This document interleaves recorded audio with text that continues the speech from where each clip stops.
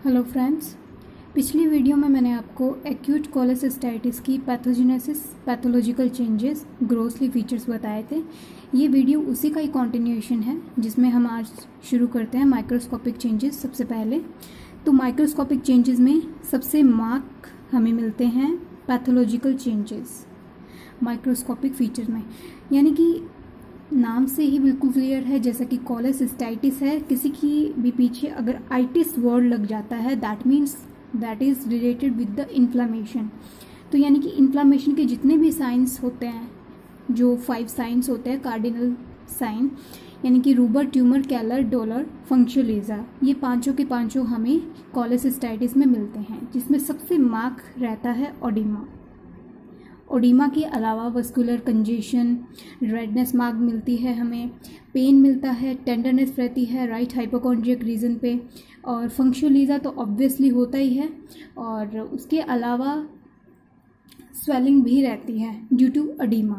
यानी कि जो हमें मार्क कंडीशन मिलती है वो होती है एडिमा, यानी कि जो गॉल ब्लैडर है वो कोलेसिस्टाइटिस की कंडीशन में अपने साइज से काफ़ी गुना बड़ा हो जाता है due to oedema. Now clinical features. सबसे पहले सिम्टम यानी कि जो पेशेंट खुद फील करता है वो होता है सिम्टम। तो सबसे पहले जो मेन सिम्टम हमारे पास आता है वो होता है पेन, यानी कि पेन का कैरेक्टर जान करके हम पता लगा सकते हैं कि ये पेन कोलेसिस्टाइटिस का है या फिर गॉल स्टोन का है। तो सबसे पहला अगर हम फीचर पढ़ें कि पेन होता किन कंडीशन में है, कब होगा, जब पेशेंट को क्रॉनिक कोलेसिस्टाइटिस है, अगर पिछले कई सालों से उसको कोलेसिस्टाइटिस की प्रॉब्लम है या फिर उसको गॉल स्टोन है, तो immediately after taking fatty food, heavy meal लेने के बाद में अचानक से उसको पेन शुरू हो जाता है। ऐसा क्यों होता है? क्योंकि जो वर्कलोड बढ़ जाता है गॉल ब्लैडर का, और उसी की वजह से कोलेसिस्टाइटिस के केस में पेन रहता है। और जो पेन होता है वो राइट हाइपोकॉन्ड्रियक रीजन में मोस्टली होता है, यानी कि जो लोकेशन है गॉल ब्लैडर का, यानी कि right upper quadrant of the abdomen में पेन रहता है। और ये कई बार जो स्कैपुलर एंगल होता है, यानी कि शोल्डर में या स्कैपुलर एंगल या फिर इंटरस्कैपुलर रीजन में भी ये रेफर होता है due to irritation of the diaphragm. तो यानी कि जो पेन है वो मोस्टली पेशेंट हमारे पास लेके आता है कि उसको राइट हाइपोकॉन्ड्रियक रीजन में पेन है, दूसरा उसके कई बार शोल्डर में भी पेन जाता है।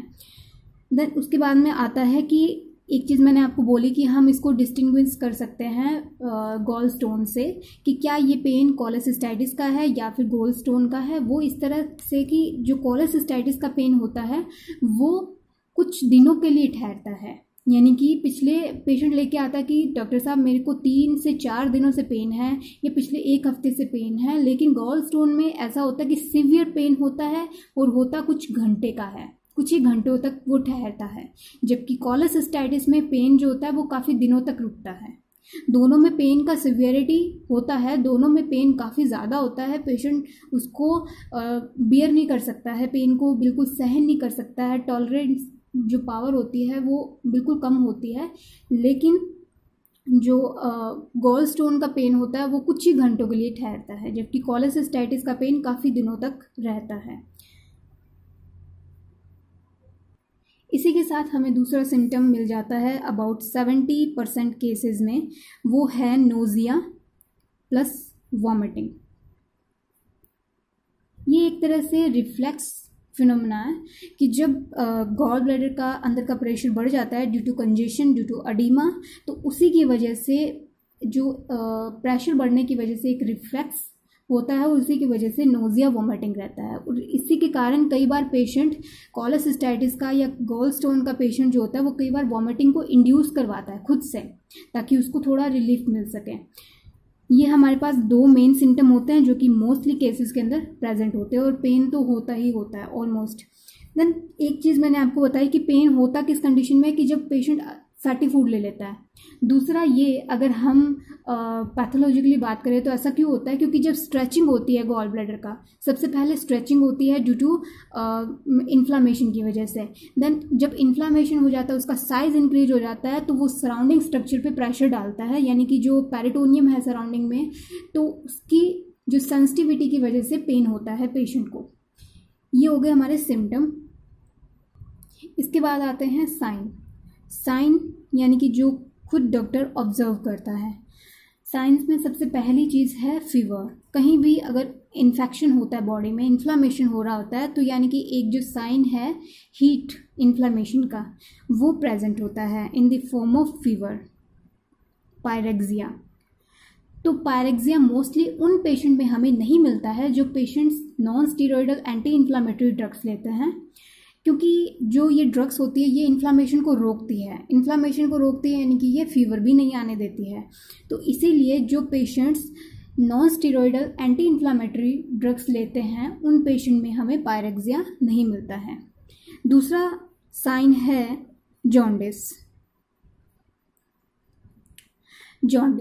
जॉन्डिस हमें मोस्टली केसेस में मिल जाता है। कुछ एक केसेस होते हैं जिनमें हमें नहीं मिलता है, अबाउट 10% केसेस में हमें ये मिल जाता है। अब जॉन्डिस क्यों होता है, क्योंकि जॉन्डिस सबसे मेन जो फीचर होता है जॉन्डिस का, वो क्या होता है कि जब बाइल पिगमेंट ब्लड में इकट्ठा होना शुरू हो जाता है, तो वो कंडीशन कहलाती है जॉन्डिस।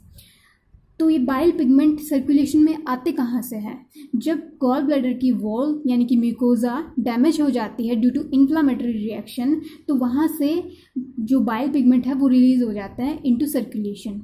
फर्स्ट कंडीशन ये है। दूसरा है कि जब डक्ट का इन्फ्लामेशन हो जाता है, कोलेंजाइटिस, यानी कि जो बाइल डक्ट है हमारी, अगर वो इन्फ्लेम्ड हो जाती है तो उसकी वजह से उसमें अडीमा हो जाता है, स्वेलिंग हो जाती है, तो जो बाइल है वो प्रॉपरली मूव नहीं कर पाता है इंटेस्टाइन की तरफ, तो उसी की वजह से उसमें रिट्रोग्रेड मूवमेंट होती है और उसी की वजह से वो सर्कुलेशन में चला जाता है। तीसरा कंडीशन आता है कि ड्यू टू इन्फ्लामेशन जो कॉलेडोकल स्फिंक्टर होता है, यानी कि जो स्फिंक्टर प्रेजेंट होता है बाइल डक्ट के बिल्कुल जब एंड पॉइंट होता है वहाँ पर, तो उसका स्पैज़म हो जाता है। स्पैज़म यानी कि उसमें मुड़ाव आ जाता है, बिल्कुल सिकुड़न आ जाती है, तो उसकी वजह से वो प्रॉपरली ओपन नहीं हो पाता है। तो उसी की वजह से जो बाइल है वो आगे की तरफ नहीं जा पाता है और इसीलिए जो बाइल पिगमेंट है वो सर्कुलेशन में चले जाते हैं। तो इसी के कारण जॉन्डिस प्रेजेंट होता है पेशेंट में। तीसरी सबसे इम्पॉर्टेंट साइन है टेंडरनेस।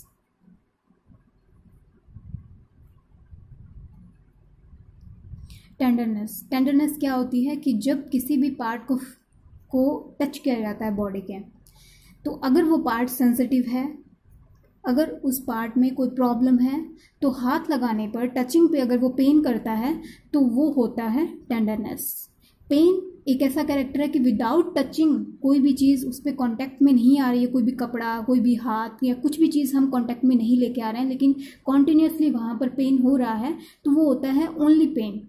तो अगर वहाँ पर टचिंग से पेन हो रहा है किसी पार्ट पे, वैसे पेन नहीं है, लेकिन अगर टचिंग से पेन हो रहा है, किसी चीज़ के कांटेक्ट में आने से पेन हो रहा है, तो वो होता है टेंडरनेस। और मोस्टली टेंडरनेस फाउंड होती है हमें कोलेसिस्टाइटिस में।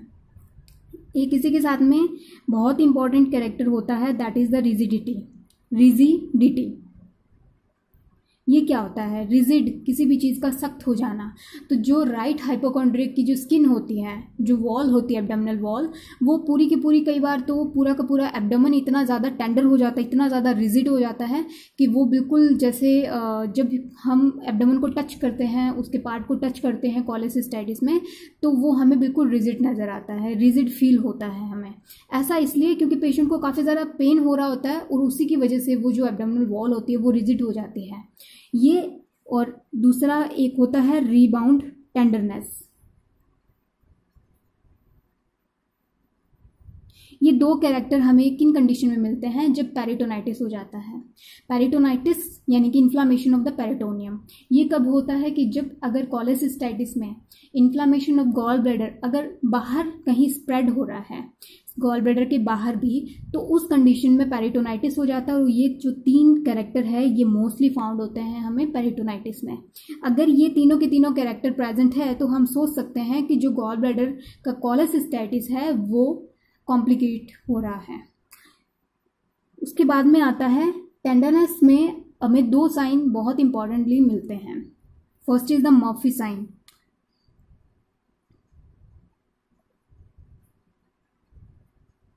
मर्फी साइन बहुत ही ज़्यादा इंपॉर्टेंट है और ये 2 मार्क्स के क्वेश्चन में भी पूछा जाता है एग्जाम में। मर्फी साइन होता क्या है एक्चुअल में मर्फी साइन होता है कि जब पेशेंट अपने राइट हैंड से पेशेंट के राइट हाइपोकॉन्ड्रियक रीजन को जब फील करता है, जब टच करता है, तो उसे कहा जाता है पेशेंट को कि आप डीप ब्रीथ लीजिए, यानी कि आप लंबा गहरा सांस लीजिए। जब पेशेंट लंबा गहरा सांस लेता है तो उसका जो इंस्पिरेशन प्रोसेस होता है वो बीच में ही रुक जाता है। क्यों रुक जाता है? क्योंकि जैसे जैसे उसका डायफ्राम नीचे की तरफ आता है तो वो प्रेशर देता है गॉल ब्लैडर पे, और गॉल ब्लैडर भी नीचे की तरफ आता है तो वो जो गॉल ब्लैडर जो डॉक्टर की हाथ होता है अगर उस पर टच करता है तो उसकी वजह से पेशेंट को पेन होता है, और उसी पेन की वजह से वो उसका जो इंस्पिरेशन होता है वो बीच में रुक जाता है। ये होता है मर्फी साइन। दूसरा साइन है बॉयस साइन। ये भी काफ़ी इम्पोर्टेंट है मगर इतना ज़्यादा एग्ज़ाम में नहीं आता है। बॉयस साइन में क्या होता है कि ये भी रिलेटेड है टेंडरनेस से, लेकिन इसमें पेन नहीं होता इतना, लेकिन जो पार्ट होता है वो हाइपर एस्थेटिक होता है। यानी कि हाइपर एस्थेटिक यानी कि बहुत ही ज़्यादा सेंसिटिव, हाइपर सेंसिटिव पार्ट होता है। वो जो पार्ट होता है that is in between the 9 to 11th rib posteriorly on the right side. जब हम पेशेंट के राइट साइड में posteriorly 9th and 11th rib के बीच में जब हम पाल्पेट करते हैं, जब हम टच करते हैं स्किन को, तो वो जो हमें पार्ट है वो काफ़ी ज़्यादा टेंडर और काफ़ी ज़्यादा हाइपर एस्थेटिक नज़र आता है। काफ़ी ज़्यादा उसमें सेंसिटिविटी होती है, पेशेंट टच नहीं करने देता है उस पार्ट को। That is the Boas sign, और ये भी मर्फी साइन की ही तरह इंपॉर्टेंट है। अगर ये प्रेजेंट होते हैं दोनों साइन देन बिल्कुल 100% है कि उस पेशेंट को गॉल ब्लैडर का कोई ना कोई डिजीज़ है। उसके अलावा आता है तीसरा मास, यानी कि किसी भी तरह का अगर एक्स्ट्रा मास हमें पाल्पेट होता है। जब पेशेंट राइट हाइपोकॉन्ड्रियक रीजन की स्किन को पाल्पेट करता है तो उसे एक उभार नज़र आता है, उभार फील होता है उसको मास। अब ये मास जो होता है वो किसकी वजह से हो सकता है? या तो ये इन्फ्लैम्ड गॉल ब्लैडर इटसेल्फ इतना ज़्यादा अडीमेटस है कि उसका ज़्यादा स्वेलिंग हो गया है और उसकी वजह से वो बिल्कुल सरफेस पे हमें फील हो रहा है। एक तो ये। दूसरा ऐसा होता है कि जब इन्फ्लामेशन होता है तो सराउंडिंग के स्ट्रक्चर यानी कि जो भी मिजेंट्री ओमेंटम है ये आपस में गॉल ब्लैडर के सराउंडिंग में क्लस्टर फॉर्म कर लेती है ड्यू टू इन्फ्लामेशन। अगर ये क्रॉनिक कोलेसिस्टाइटिस का केस है तो उसमें हमें एक मास फील होता है। These all are the very important sign of the cholecystitis. That is all about the clinical feature of the cholecystitis. Now special investigations, यानी कि हम कौन कौन सी इन्वेस्टिगेशन है जिनके थ्रू हम पता लगा सकते हैं कि कोलेसिस्टाइटिस है उसको। सबसे पहला आता है ब्लड एग्जामिनेशन। ब्लड एग्जामिनेशन में क्या होता है कि जो पेशेंट का जो ल्यूकोसाइट का काउंट होता है वो बढ़ जाता है, यानी कि ल्यूकोसाइटोसिस हो जाता है। ल्यूकोसाइटोसिस हमें मोस्टली 85% केसेस में हमें मिलता है, जिसमें ल्यूकोसाइट का काउंट इंक्रीज हो जाता है। दूसरा है कि जब जॉन्डिस है पेशेंट को तो ऑब्वियसली बाइल पिगमेंट ब्लड में प्रेजेंट होंगे, तो जो सीरम बिलीरुबिन का लेवल जो होता है वो बढ़ जाता है। सीरम बिलीरुबिन का लेवल बढ़ा हुआ नज़र आता है हमें। ये होता है ब्लड का एग्जामिनेशन। दूसरा हम करवा सकते हैं एक्सरे। हम स्ट्रेट एक्सरे करवा सकते हैं कि जिसमें इरेक्ट पोजीशन में और सुपाइन पोजीशन में हम कोलेसिस्टाइटिस का जो पिक्चर है वो हम देख सकते हैं। इसके अलावा होता है कि जो 15% केसेस जो होते हैं उसमें गॉल स्टोन हमें मोस्टली रेडियो ओपेक मिलते हैं। और इसके अलावा हम करवा सकते हैं कोलेसिस्टोग्राफी। यानी कि जो कोलेसिस्टोग्राफी यानी कि जो गॉल ब्लैडर को देखना, दैट इज़ द कोलेसिस्टोग्राफी। तो एक ये करवा सकते हैं हम। तीसरे नंबर पे आता है कोलेसिस्टोग्राफी। जो चौथे नंबर का है वो है बहुत ही ज़्यादा इंपॉर्टेंट, दैट इज़ द कोलेंसिटिग्राफी। कोलेंसिटिग्राफी अगर हम करवाते हैं तो ये हमें मोस्टली बता देती है कि जो गॉल स्टोन है या फिर उसको कोलेसिस्टाइटिस है, ये बिल्कुल क्लियर कर देती है, श्योर कर देती है कि पेशेंट को कोलेसिस्टाइटिस है। ये मोस्टली करवाया जाता है with the help of technetium iminodiacetic acid.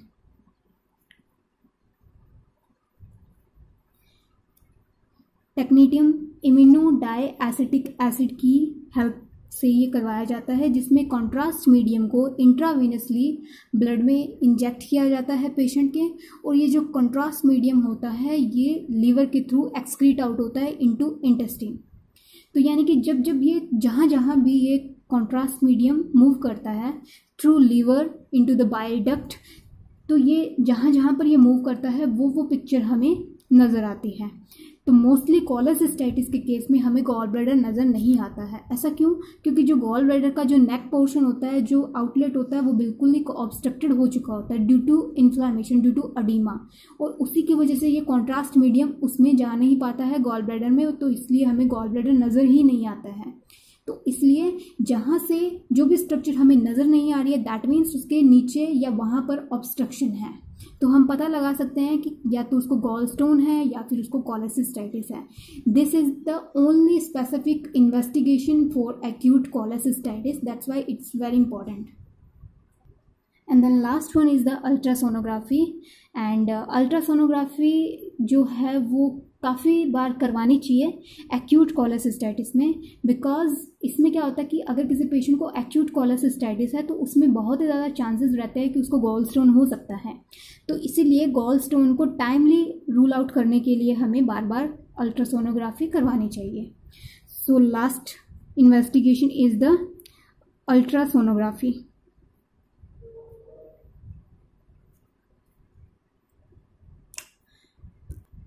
Then it's DD, that means differential diagnosis. What is DD? यानी कि जो हमें एक्यूट कंडीशंस में मिल सकते हैं मोस्टली वो सारे की सारी DD में आएगी। यानी कि हेपेटाइटिस हो गया, एक्यूट अपेंडिसाइटिस हो गया, परफोरेटेड पेप्टिक अल्सर, एंड मैं लिख देती हूँ यहाँ पे perforated peptic ulcer mostly cases में हमें यही मिलता है। दूसरा है अपेंडिसाइटिस, बहुत ही कॉमन है। Then pancreatitis acute one. Then hepatitis is also very common and very very common, और बहुत ही ज़्यादा हमें कंफ्यूजिंग लगता है कि that is the gall stone, कि पेशेंट को गॉल स्टोन भी हो सकता है अलॉन्ग विथ कोलेसिस्टाइटिस। तो ये जो केसेस है ये मोस्टली DD में आते हैं, और एग्ज़ाम में भी DD कई बार पूछ लिया जाता है सिर्फ 2 मार्क्स के क्वेश्चन में।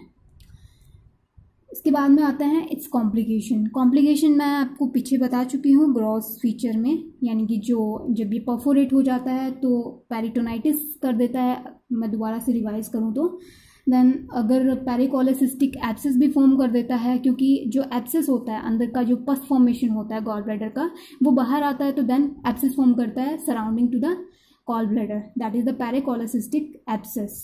तो उसकी वजह से जो सराउंडिंग की स्ट्रक्चर्स होती है पेरिटोनियम, ओमेंटम, मेजेंट्री, ये सारे के सारे आपस में चिपक जाते हैं और ये क्लस्टर का फॉर्म कर देते हैं, that is the mass. Okay, जो कि पेशेंट जो डॉक्टर को ड्यूरिंग पाल्पेशन फील होता है। इसके बाद में आता है कि इंटरनल फिस्टुला फॉर्म हो सकता है। Fistula, what is the fistula? Fistula is the abnormal communication in between 2 hollow structure, in between 2 epithelial layers. Okay, so fistula जो होता है वो दोनों तरफ से ओपन होता है। ये इसमें इंटरनल फिस्टुला भी फॉर्म हो सकता है, एक्सटर्नल भी हो सकता है। एक्सटर्नल यानी कि जो एब्डोमेन की वॉल से बाहर खुले। इंटरनल फिस्टुला मोस्टली इंटेस्टाइन के साथ ही होता है इसका। तो उस फिस्टुला की वजह से कई बार जो गॉल स्टोन होता है अगर प्रेजेंट है गॉल ब्लैडर में तो वो मूव करके इलियम पार्ट में आ जाता है, that is known as gallstone ileus, and that is a very important and rare condition, but it's very important. Then last one is the sometime it causes abdominal abscess also. It's very rare condition and very complicated condition. It causes abdominal abscess, and the pain in this condition is very severe because peritoneum is so sensitive. Now it's treatment part. Treatment जो होता है वो दो तरह से किया जाता है. सबसे पहले होता है कंजर्वेटिव ट्रीटमेंट. कंजर्वेटिव ट्रीटमेंट के अंडर हम पेशेंट को कुछ एक टाइम के लिए मेडिसिन देते हैं, यानी कि विदाउट सर्जरी. इसका जो सबसे इम्पॉर्टेंट एंड बहुत ही ज़्यादा इम्पॉर्टेंट ट्रीटमेंट है वो है सर्जरी. यानी कि सर्जरी तो करनी ही करनी है, लेकिन कई बार क्या होता है कि सर्जरी के लिए जो कंडीशन होती है वो बिल्कुल सही नहीं होती है, तो उसकी वजह से सबसे पहले कंजर्वेटिव ट्रीटमेंट दिया जाता है, यानी कि बाय मेडिसिन इसको सबसाइड करने की कोशिश की जाती है. ऐसा इसलिए क्योंकि कुछ एक डॉक्टर्स का मानना है कि कई बार जो कंजर्वेटिव ट्रीटमेंट होता है खाली सिर्फ उसी की वजह से एक्यूट कोलेसिस्टाइटिस सबसाइड हो जाता है, या फिर कुछ एक का ऐसा मानना है कि इन्फ्लामेशन के कारण वहाँ पर कंजेशन हो जाता है गॉल ब्लैडर के अंदर. कंजेशन की वजह से ड्यूरिंग सर्जरी ब्लीडिंग के चांसेस बहुत रहते हैं, यानी कि कॉम्प्लिकेशन हो सकता है. तीसरा ये रहता है कि जो एडिमा होता है उस स्वेलिंग की वजह से गॉल ब्लैडर इतना ज़्यादा स्वेलअप हो जाता है, इतना ज़्यादा इंलार्जमेंट हो जाती है उसमें कि जो सराउंडिंग की स्ट्रक्चर्स होती है वो बिल्कुल प्रेशराइज हो जाते हैं, यानी कि जो प्रॉपर जो एनाटॉमिकल पोजीशन होती है विसरा की, जो ऑर्गन्स की, वो डिस्टॉर्टेड हो जाती है. तो ड्यूरिंग सर्जरी प्रोसेस पता नहीं चल पाता कि कौन सी चीज़ कहाँ पर है. तो इसीलिए थोड़ा टाइम के बाद में जब इन्फ्लामेशन सबसाइड हो जाता है, जब प्रॉपर एनाटॉमी प्रॉपर प्लेस हो जाती है, रिप्लेस हो जाती है, देन उसके बाद में सर्जरी की जाती है. उसके बाद में आता है कि कई बार ऐसा होता है कि जब कोलेसिस्टाइटिस के साथ में कई बार कुछ और कंडीशन भी रिलेटेड होती है, कुछ और डिजीज़ भी साथ में होती है, तो उस चीज़ को रूल आउट करने के लिए कंजर्वेटिव ट्रीटमेंट दिया जाता है. नाउ कंजर्वेटिव ट्रीटमेंट का मेन फोकस क्या रहता है कि कंजर्वेटिव ट्रीटमेंट में डॉक्टर का मेन फोकस रहता है कि जो गॉल ब्लैडर है उसको प्रॉपरली रेस्ट पे रखना है. जो भी अपर गैस्ट्रोइंटेस्टाइनल ट्रैक है, यानी कि जो oesophagus, stomach, then duodenum part, इनको रेस्टिंग पोजीशन में रखना है, यानी कि वहाँ पर कुछ दिनों के लिए खाना नहीं भेजा जाता है.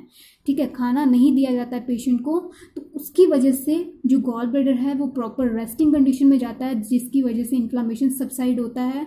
जो भी स्फिंक्टर का स्पैज्म हो जाता है, कॉलेडोकल स्फिंक्टर का स्पैज्म हो जाता है, उसको सबसाइड किया जाता है, ताकि जो प्रॉब्लम जो इन्फ्लामेशन की वजह से आई थी वो कुछ एक दिनों में, कुछ एक महीनों में सही हो जाए. तो सबसे पहले इसके लिए पेशेंट को माउथ के थ्रू कुछ भी नहीं दिया जाता है, यानी कि बाय माउथ उसको कुछ नहीं दिया जाता है. नेजोगैस्ट्रिक एस्पायरेशन किया जाता है कई बार, या फिर उसको इंट्रावीनसली डेक्सट्रोज चढ़ाया जाता है. 5% डेक्सट्रोज दे देते हैं पेशेंट को इंट्रावीनसली, लेकिन उसको माउथ के थ्रू कुछ नहीं देना होता है. लगभग ये 5% डेक्सट्रोज हम ये लगभग 3 से 5 दिनों तक देते हैं हम, यानी कि इससे ज़्यादा हमें नहीं देना होता है. और अकॉर्डिंग टू इलेक्ट्रोलाइट बैलेंस, यानी कि हमें साथ साथ ये भी चेक करते रहना चाहिए कि जो इलेक्ट्रोलाइट बैलेंस है वो किस तरह से है, उसी के हिसाब से हम सलाइन देते हैं. कई बार हम डेक्सट्रोज देते हैं, कई बार हम कुछ चेंज करके देते हैं. उसके बाद में आता है कि बहुत ही ज़्यादा इम्पॉर्टेंट है कि पेशेंट को फैटी फूड बिल्कुल नहीं देना है, हैवी मील बिल्कुल भी नहीं देना है, बिल्कुल भी उसको अलाउ नहीं करना है कि आपको फैटी फूड लेना अलाउड है. Okay, the next one is the anticholinergic drugs. Anticholinergic drugs ये क्या होती है? ये वो ड्रग्स होती है जो एसिटाइल कोलिन के अगेंस्ट में काम करती है.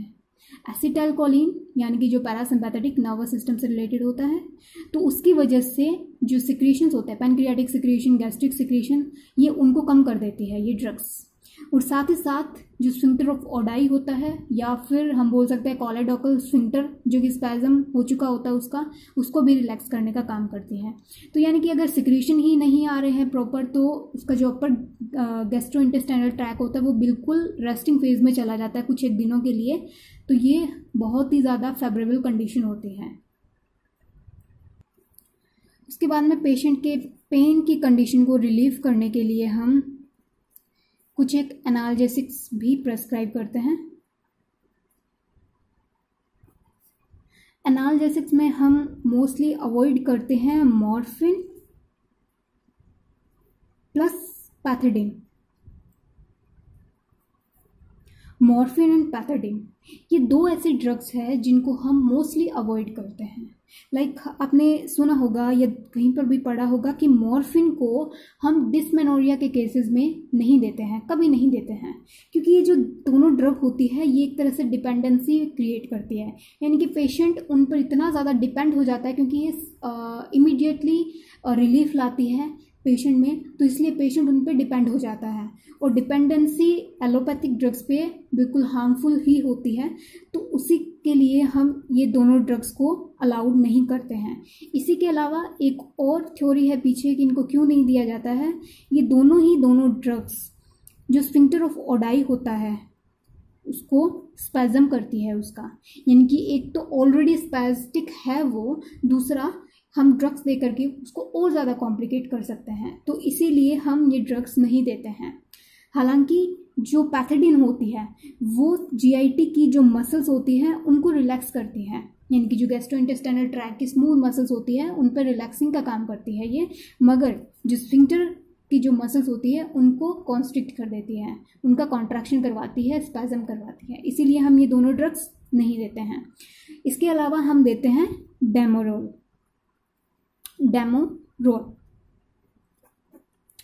ये काफ़ी ज़्यादा वाइडली यूज़ होने वाली एनाल्जेसिक है जिसको हम काफ़ी ज़्यादा यूज़ में लाते हैं। इसकी वजह से जो हार्मफुल एक्शंस होते हैं वो कम होते हैं, ठीक है, in comparison with the morphine and the pethidine. Now fourth one is very important, that is the antibiotic. कहीं पर भी इन्फेक्शन होता है ना, तो इन्फेक्शन के साइन भी कभी भी पूछे जाए तो उसमें सबसे पहली चीज़ इन्फेक्शन के साथ में फीवर हमेशा रहता है, तो ये पायरेक्सिया फॉर श्योर होता ही होता है। उसके अलावा इन्फ्लामेशन है तो इन्फ्लामेशन के पांचों साइन, ये हो जाता है आपका साइन। किसी भी चीज़ के बारे में, किसी भी ऑर्गन के बारे में आप लिख सकते हैं। दूसरा होता है कि जब ट्रीटमेंट की बात आती है तो सबसे पहले हम एंटीबायोटिक की तरफ चलते हैं, क्योंकि इन्फेक्शन है, बैक्टीरिया है पीछे, तो उसकी वजह से एंटीबायोटिक्स देते हैं हम, ठीक है। तो एंटीबायोटिक में सबसे ज़्यादा वाइडली यूज़ होने वाला मेट्रोनिडाज़ोल हो गया, एम्पिसिलिन हो गया, क्लिंडामाइसिन हो गया, मैं लिख देती हूँ यहाँ पे नाम, एम्पिसिलिन, क्लिंडामाइसिन, ये किस चीज़ के डेरिवेटिव्स होते हैं? पेनिसिलिन के, ठीक है, पेनिसिलिन के ये डेरिवेटिव्स होते हैं। दूसरा हम यूज़ कर सकते हैं क्लिंडामाइसिन के अलावा मेट्रोनिडाज़ोल भी यूज़ कर सकते हैं हम। Metronidazole and aminoglycoside is very important.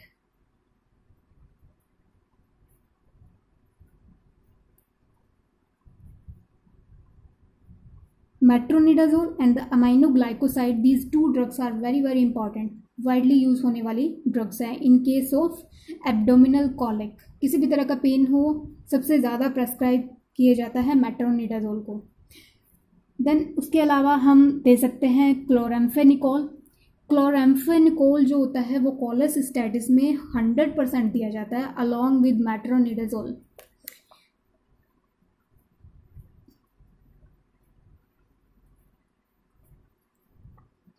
Chloramphenicol.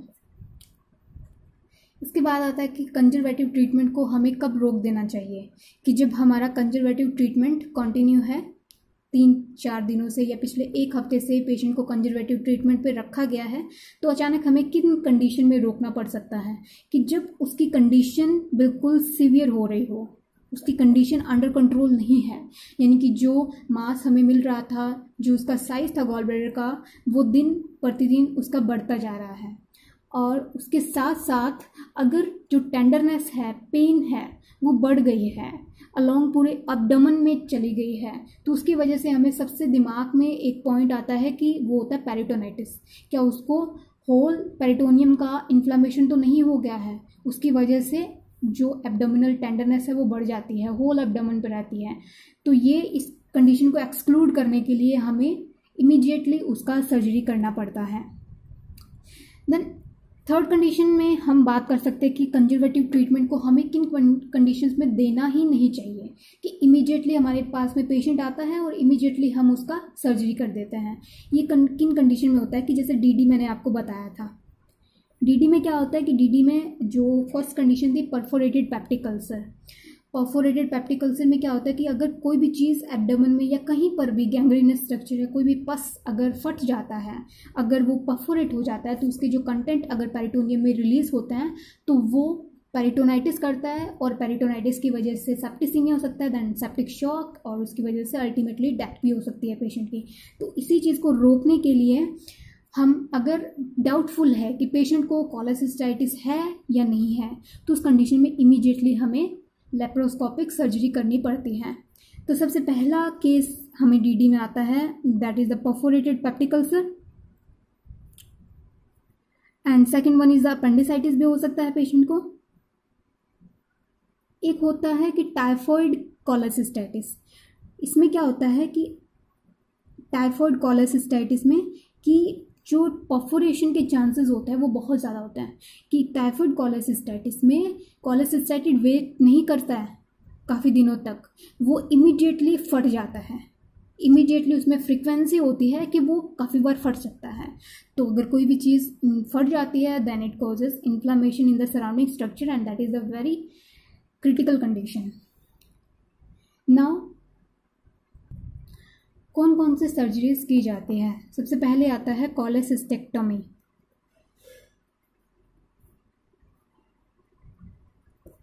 It means avulsion of the gall bladder, यानी कि गॉल ब्लैडर को काट के निकाल देना, कोलेसिस्टेक्टोमी।